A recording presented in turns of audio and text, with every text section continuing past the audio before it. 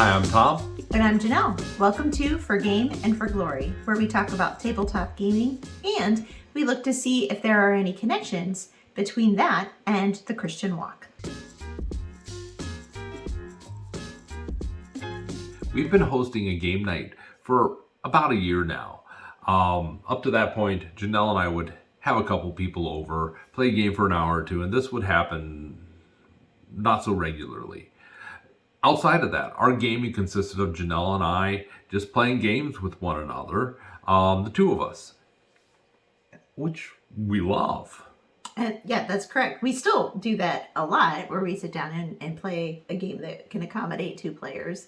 But it's been interesting to see how our game nights have kind of changed over the past year as we started. They've gone to mostly starting with a one table game night to, at this point, sometimes we'll have like 3 different tables going, which is pretty great.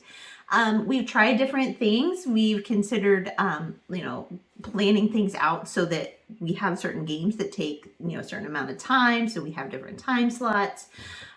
We've done some different things where we've centered games around a particular theme. I know one night we had like maps and treasures, and so all the games were related to that. We've also tried to sometimes focus on a particular mechanic, kind of introduce it to the group. For example, we had a deck building night.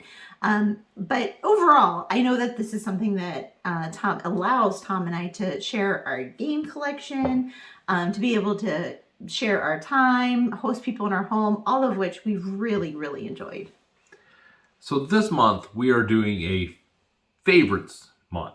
That is, we're asking our guests to bring their favorite game and share with us and play that. Since it is favorites month, I thought, Janelle, maybe you could share one of your favorite games with us. Oh, we started talking about this. I started thinking about my favorite type of game, or when it comes to a game, what sort of games I kind of really click with personally. And I thought of a game that I think really captures a lot of those things that I really like in tabletop games, and that's the game Obsession. I love games that are super thematic, and this one most definitely is thematic. It's a theme that some people are going to like and some people are going to say no thank you. But it is based in Victorian England. You're playing as a family that has had some tough times, and now you're trying to sort of revamp your reputation, revamp your estate and your grounds. And throughout the game, you will purchase improvements or different things to add to your estate. You will also attract some prestigious guests as you host events, and with the ultimate goal, or one of the ultimate goals, being hopefully catching the eye of one of the eligible Fairchild heirs for one of your children as well. I also really like games that allow you to sort of build things up. So at the end of the game, you sort of have this thing that you've developed or built, and this game does that, as you can add these improvement tiles and build your collection of guests. I also like the fact that you don't really know what your score is until the very end, because there's all different kinds of ways you accumulate points throughout the game, and I enjoy that. Now, I will say that I'm not an Anglophile by any stretch of the imagination, but because the gameplay is so solid, I really find myself liking this game as well. Although I'm not trying to draw any kind of Fairchilds. But you do like the points I that do they like afford. the points. Yes. I do like the points. Now, for me, very similar theme. I love the game Euphoria. It's a game that causes me to think about. Similar theme. Well, yeah, dystopian society. Rough times. Rough times. It's made by the same guy who made Scythe. Jamie Stegmaier. He and Alan Stone made the game, and it's kind of like 1984 or Fahrenheit 451, where you're trying to take control of a dystopian city. It's a worker placement game that actually uses dice as its workers. Understand, this doesn't mean this is my all-time #1 favorite game, but it is up there.